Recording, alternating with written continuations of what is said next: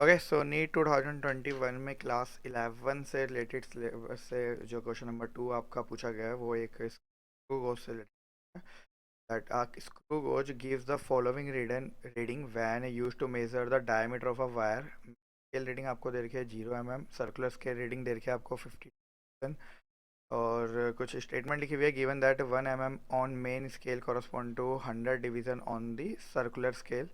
The diameter of the wire from the above data. देखिए वैसे तो ये क्लास 11 से रिलेटेड जो है ये आपके प्रैक्टिकल टर्म से रिलेटेड क्वेश्चन है, बट आप इसे कह सकते हैं कि ये आपको रिटर्न मेजरमेंट में भी आपको पढ़ाया जाता है चैप्टर नंबर 2 NCERT।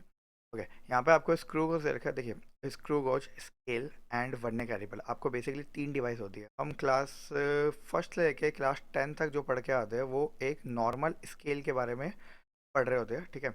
ऑलमोस्ट सभी ने देखा होगा normal scale 30 centimetre and 15 centimetre वाला, ठीक है। अगर इस स्केल के बारे में मैं बात करूँ तो स्केल में कुछ इस ऐसे डिवीजन होते हैं 1 2 नहीं 3 एंड देन इस तरह से होता है। सबने यूज़ किया होगा स्केल। फिर यहाँ पे आपको पता होगा इसमें कुछ 10 पार्ट्स होते हैं इसके, यानी कि जो फर्स्ट रीडिंग इससे मेंशन की जा सकती है वो 0.1 सेंटीमीटर की जा सकती है मिनिमम। यानी कि अगर मैं मिनिमम लेंथ इस स्केल से मेज़र करूँगा तो वो 0.1 सेंटीमीटर की मेज़र करूँगा। सेम 11th क्लास में इसको अपडेट कर दिया गया है स्केल को, और एक आता है वर्नियर कैलिपर, ठीक है। आपका आता है वर्नियर कैलिपर, क्योंकि आप लोगों ने डेफिनेटली अपने स्कूल की लैब में देखा होगा। ओके, ये जो वर्नियर कैलिपर है ये भी कुछ स्केल जैसा ही दिखता है, बट इसमें वो नॉब्स। ओके, ये जो होता है वर्नियर कैलिपर, इसकी हेल्प से बेसिकली हम लोग, ओके, वर्नियर कैलिपर से जो आप मिनिमम रीडिंग निकाल सकते हो वो होती है 0.01 की। Okay, 0.01 centimetre. तो अगर मैं इन दोनों में से मान लेते हैं कि मैं एक लेंथ को मेज़र कर रहा हूँ, ठीक है, कोई सी भी एक लेंथ को अगर मैं मेज़र कर रहा हूँ तो मेरे को मोस्ट एक्यूरेट अगर रीडिंग चाहिए तो मैं किसका इस्तेमाल करने वाला हूँ, वर्नियर कैलिपर। सेम एक होता है स्क्रू गोज, ठीक है।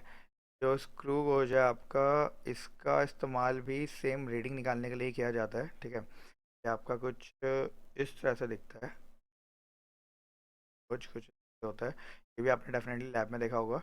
इससे जो मिनिमम अमाउंट ऑफ रीडिंग हम निकाल सकते हैं, यानी कि मिनिमम लेंथ अगर हम मेजर करें तो 0.001 सेंटीमीटर। अब ये इनमें डिफरेंस होता है ना। ये हमारा मेन स्केल हो गया, ओके, जिसका इस्तेमाल हम फर्स्ट क्लास से लेकर 10 क्लास तक करते हैं। ये वर्नियर कैलिपर हो गया जिसमें जिसका इस्तेमाल और स्क्रू गोज का हम लोग आपके 11 और 12 क्लास में कर रहे होते हैं। ओके, तो यहाँ पे हम जो मिनिमम रेटिंग निकालते हो 0.01 की निकालते हैं, और यहाँ पे जो हम रेटिंग निकाल रहे हो 0.001 की। फॉर एग्जांपल अगर मान लेते हैं कि आप चाहे तो डायमीटर निकाल लीजिए किसी चीज़, है ना। मान लेते हैं एक आपने बोतल ली, एक बोतल की कैप ले ली, ढक्कन ले लिया, एंड उसका स्केल से आप उसका डायमीटर निकालते हैं तो उसमें जो आपको रीडिंग मिलेगी, फॉर एग्जांपल के तौर पे वो जो मान लेते हैं ढक्कन कुछ इस तरह से है, ओके। तो मान लेते हैं ये 2 सेंटीमीटर के आसपास है, तो यहाँ पे आपको जो रीडिंग मिलेगी वो 2.1 सेंटीमीटर मिलेगी इस स्केल की हेल्प से। Okay, 2.1 centimetre. अगर मैं वर्नियर कैलिपर का इस्तेमाल करूँगा तो आपको जो रीडिंग मिलेगी वो 2.15 सेंटीमीटर के आसपास मिलेगी। ओके, मतलब एक डिजिट और मिलेगी, पॉइंट के बाद 2 डेसिमल मिलेंगे। स्क्रू गोज की अगर मैं हेल्प लूँगा तो ये आपको रीडिंग देगा 2.152 सेंटीमीटर की फॉर्म में। ओके, तो स्क्रू गोज में आपको पॉइंट के बाद डेसिमल के बाद 3 डिजिट्स मिल रहे हैं, ठीक है। तो मोर एक्यूरेट कौन सी हो गई आपकी, स्क्रू गोज वाली हो गई। ओके, तो ये डिफरेंस होता है स्क्रू गोज, वर्नियर कैलिपर और मेन स्केल में। अब कुछ फिजिक्स की टर्म में इन सबको एक इनकी नेमिंग कर दी गई है। फॉर एग्जांपल इस 0.1 को बोला जाता है लीस्ट काउंट। ओके, लीस्ट का मतलब कम से कम वैल्यू जो हम काउंट कर सकते हैं 0.1। वर्नियर कैलिपर का लीस्ट काउंट जो हो जाएगा वो आपका हो जाएगा 0.01, और स्क्रू गोज का जो लीस्ट काउंट हो जाएगा वो आपका हो जाएगा 0.00। देखिए यहाँ पे मैंने जो लीस्ट काउंट लिखे है वो सेंटीमीटर के टर्म में लिखे है ताकि आपको अच्छे से समझ आ सके। आप जो अपनी फिजिक्स की लैब में पढ़ते हैं वो जो लीस्ट काउंट लिखे हुए हैं वो मिलीमीटर की फॉर्म में लिखे जाते हैं। तो थोड़ा सा इसका ध्यान रखिएगा कि मैंने यहाँ पे सेंटीमीटर के टर्म में लिखा है, क्योंकि आपके नीट एंड जेई के एग्जाम के लिए सेंटीमीटर टर्म का ही यूज़ किया जाता है। ओके, अब इस क्वेश्चन की तरफ आते हैं। क्वेश्चन में कह रहा है कि मेन स्केल रीडिंग 0 mm है। ओके, वैसे भी 0 mm से हमें कोई मतलब नहीं है, अगर 0 रीडिंग है तो 0 ही रहेगी।